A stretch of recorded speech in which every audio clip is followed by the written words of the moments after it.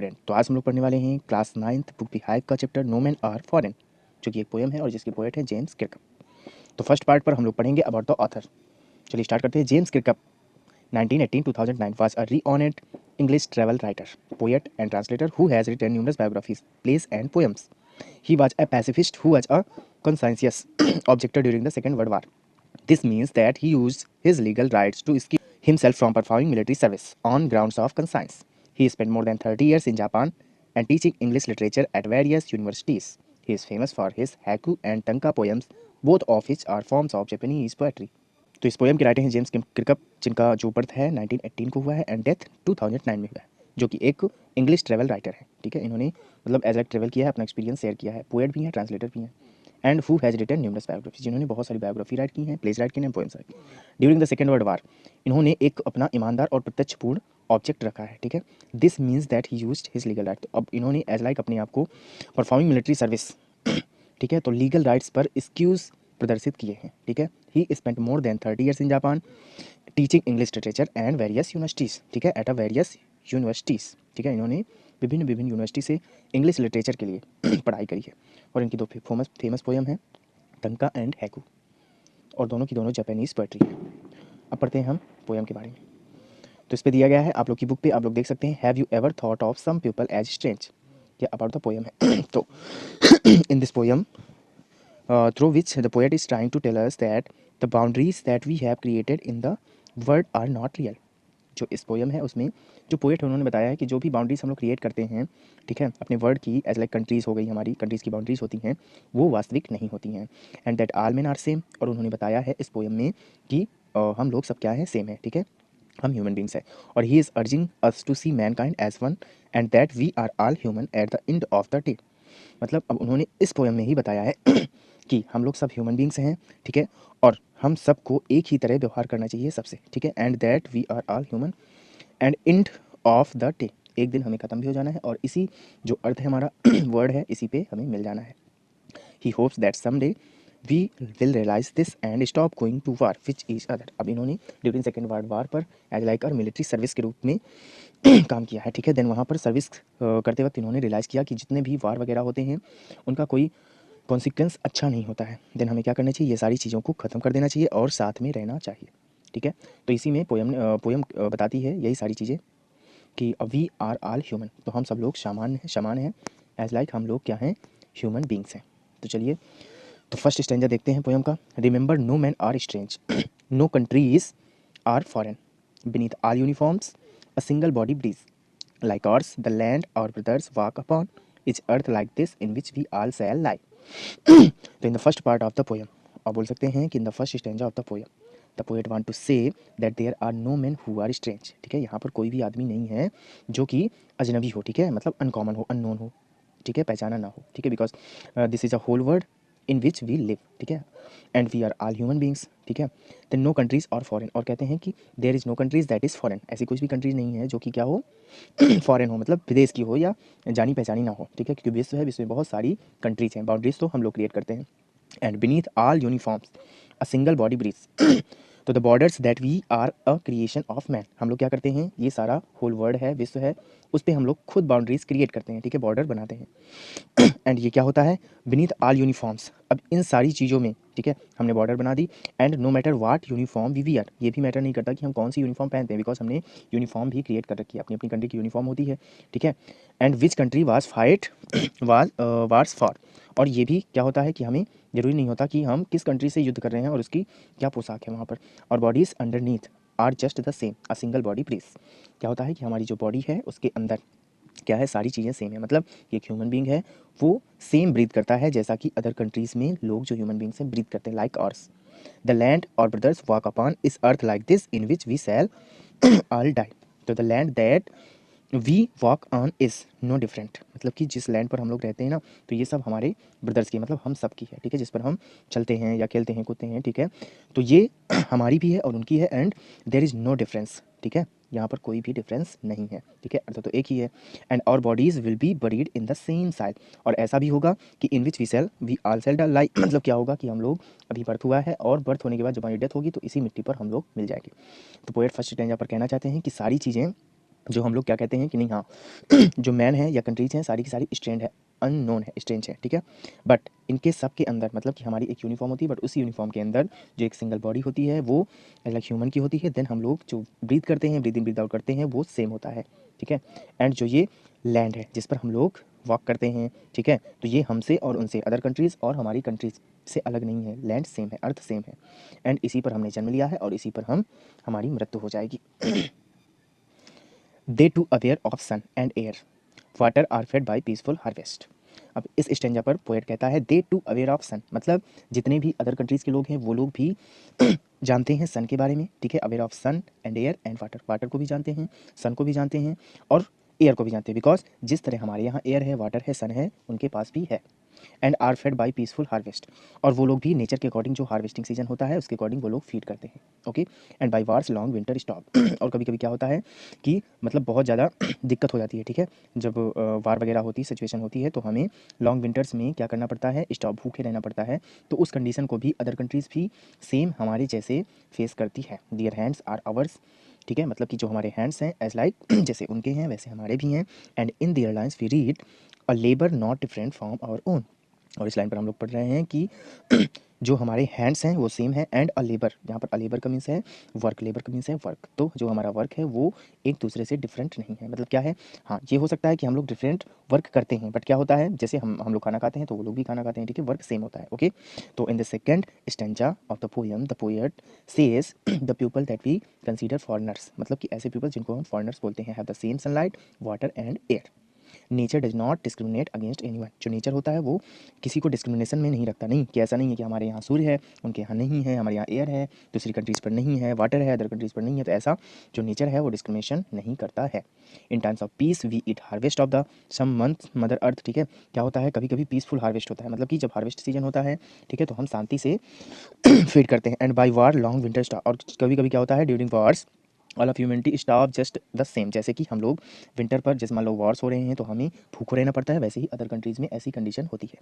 And their hand are ours and in this line of their hands, मतलब कि दियर hands मतलब उनके hands या फिर हमारे हैंड्स क्या है, सेम है। तो we can see that even their labour is not different from ours, जैसे हमारे हैंड्स हैं वैसे उनके हैंड्स हैं, तो हमारा जो वर्क है वो भी एक दूसरे से अलग नहीं होता है।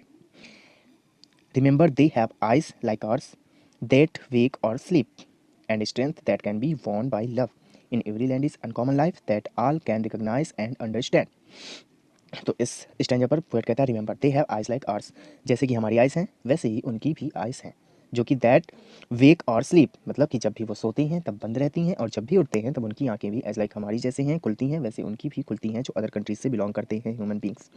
And strength that can B one by love, और जो स्ट्रेंथ होता है, ठीक है, and strength that can B one by love, जो भी स्ट्रेंथ होती है, ठीक है। अब सब लोग आंखें खोलते हैं तो उस खुली हुई इनॉर्मस स्ट्रेंथ को, ठीक है, आप लोग ने आंखें खोला, जो आइज़ खुलती हैं, ठीक है, तो कोई भी किसी भी स्ट्रेंथ को, ठीक है, इनॉर्मस स्ट्रेंथ को भी, बड़ी से बड़ी ताकत को भी can be won by love, प्यार से जीता जा सकता है, ठीक है। मतलब क्या है कि वॉर्स का सीजन चल रहा होता है तो पोएट बता रहे होते हैं कि हमें ज़रूरी नहीं है कि हम लोग स्ट्रेंथ दिखाएं, अपनी बहुत बड़ी ताकत दिखाएं, हम उस चीज़ को जीत सकते हैं बाई लव, प्यार के द्वारा भी जीत सकते हैं।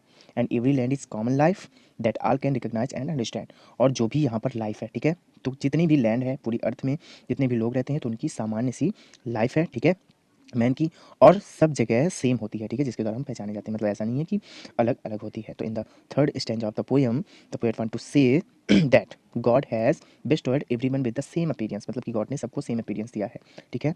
जैसे आइज़ हैं तो उनकी भी हैं, everyone has the same eyes that open when they are awake and close when they are sleep, जब वो सोते हैं तब बंद होती हैं और जब जागते हैं तब वो आंखें खुलती हैं, हमारी भी एज लाइक अदर कंट्रीज़ में भी जो ह्यूमन बींग्स रहते हैं।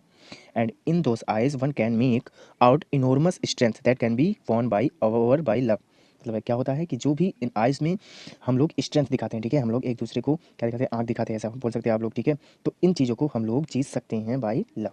And another thing that is the same for all of us is the life of common man, मतलब क्या है दूसरी चीज़ ये है कि हमारी सबकी लाइफ क्या है, लाइक अ कॉमन मैन जैसे ही लाइफ है, and which remains the same everywhere, और जो सब जगह सेम ही रहती है। Let us remember, whenever we are told to hate our brothers, it is ourselves that we shall dispose, betray, condemn. Remember, we who take arms against each other.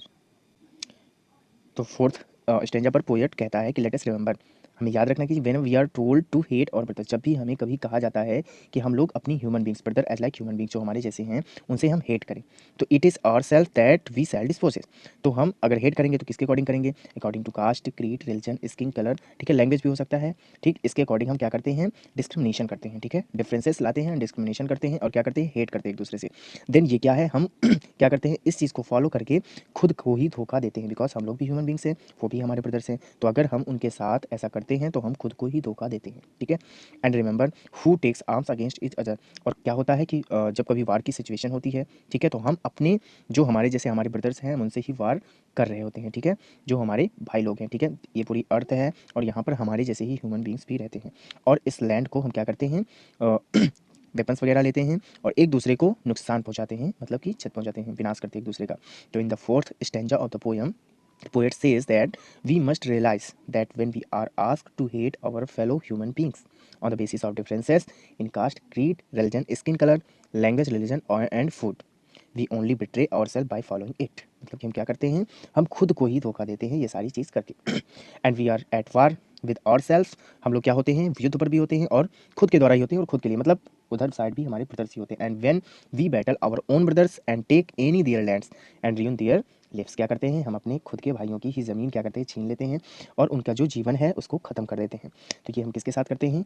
अपने ही खुद के भाइयों द्वारा, मतलब हम लोग भी ह्यूमन बींग्स हैं और अदर कंट्रीज से भी जो लोग बिलोंग करते हैं वो ह्यूमन बींग्स हैं।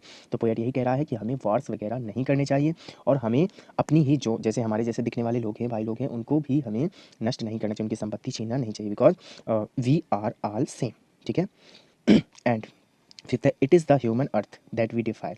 Our hells of fire and dust outrace the innocence of air that is everywhere our own. Remember, no men are foreign and no countries are strange.